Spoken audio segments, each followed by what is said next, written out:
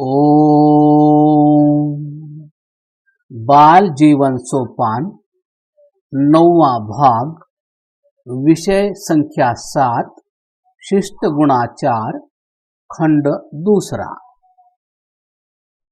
त्यागने योग्य कदाचार आलस्यं मदमोहौ च चापल्यं गोष्ठिरेव च स्तब्धता चाभिमानित्वं तथा त्यागित्वमेव च एते सप्तदोषः स्युः सदा विद्यार्थिनां मताः। महाभारत उद्योग पर्व। विद्यार्थियों को हानि पहुंचाने वाले 7 दोष जो त्याग देने चाहिए वे हैं आलस्य, मद अर्थात भांग सुरा आदि मादक वस्तु सेवन, मोह चंचलता, गोष्ठी अर्थात व्यर्थ प्रहास सभा, जड़ता अभिमान और लोलुपता जो विद्या प्राप्ति एवं विद्या वृद्धि में बाधक हैं। षड्दोषाः पुरुषेण हातव्या भूतिमिच्छता निद्रा तंद्रा भयं क्रोध आलस्यं दीर्घसूत्रता प्रभवन्ति विघाताय कार्यस्यैतेन संशयः। शुक्र नीति। कल्याण चाहने वाले मनुष्य को 6 दोष छोड़ देने चाहिए।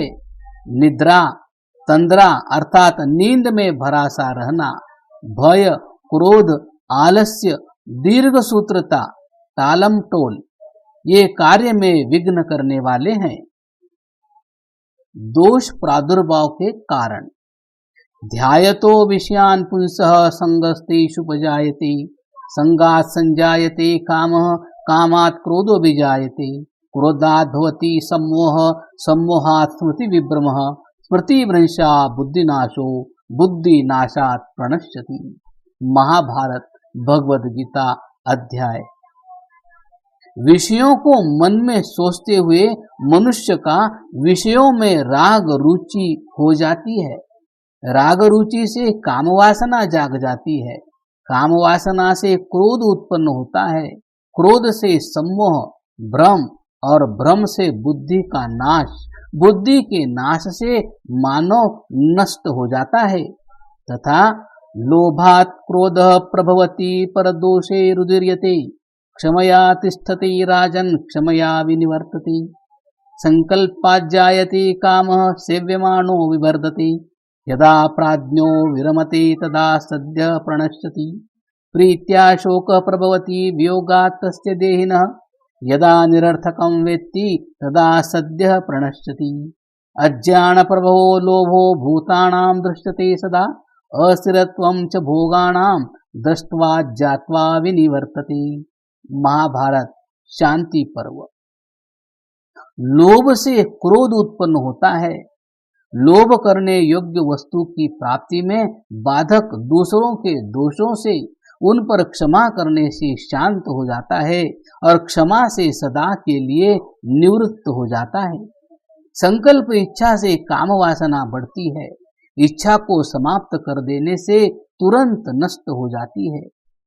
प्रीति प्रेम से शोक उत्पन्न होता है, जबकि उस प्रेम पात्र का वियोग हो जाता है।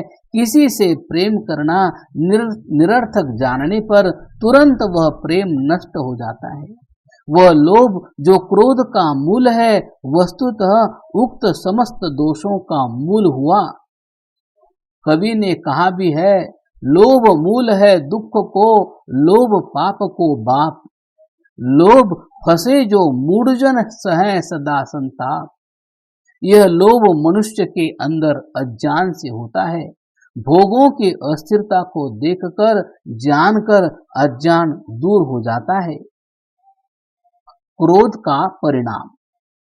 क्रोधवश मनुष्य अस्वाभाविक रूप में हो जाता है, अनेक अकार्य कर बैठता है, बंधु बांधव के नाश पर भी तुल जाता है, अपने जन को भी पराया बना लेता है। क्रोध के आवेश में मनुष्य क्रोधांध हो जाता है, बहिरा बन जाता है। उस समय हित की बात भी अच्छी नहीं लगती। बुद्धिमान होता हुआ भी सब पढ़े लिखे को भूल जाता है, पाप कर बैठता है, गुरु तक की हिंसा पर तुल जाता है। मान्य व्यक्तियों का भी कठोर वचन से अपमान करता है। माता पिता भ्राता मित्र को भी क्रोधाविष्ट जन मार डालता है। क्रोध को महान शत्रु कहा है, अतः क्रोध को न आने दे, आरंभ से ही उस पर नियंत्रण करें। उसका अभ्यास न पड़ने दो, उसका उद्रेक हो जाने पर तुरंत शमन करें। काम वासना का परिणाम। काम वासना बड़ा भारी दोष है। जब यह किसी के अंदर घर कर जाता है तो वह कामांध होकर अकार्य कर बैठता है। वेश्या आदि दुष्कर्म करने में भी उसे संकोच नहीं होता। वैसे तो सभी व्यसन बुरे हैं, परंतु वेश्यागमन तो सर्वनाशकारी व्यसन है। इससे व्यक्ति का नाश, वंश छेदन, समाज का ह्रास और राष्ट्र का भी पतन हो जाता है। कामांध जन काम वासना की पूर्ति में अनेक संकट भोगता है। आजकल आत्महत्या तक कर लेता है। धन का नाश, बंदी गृहवास, आघात सहना, पीड़ा, शोक, कुलनाश, थकान, कलह, मृत्यु तक को प्राप्त हो जाता है। काम ज्वाला रूप वेश्या में कामांध जन अपने यौवन और धन का स्वाहा कर देता है तथा तप, व्रत, यश, विद्या, कुलीनता, संयम, बढ़ती हुई आयु एवं स्वास्थ्य आदि ये सद्गुण कुठार से कटी लता के समान छिन्न भिन्न और नष्ट भ्रष्ट हो जाते हैं। मद अर्थात मादक द्रव्य सुरापानादि का परिणाम। यह व्यसन भी बहुत बुरा है।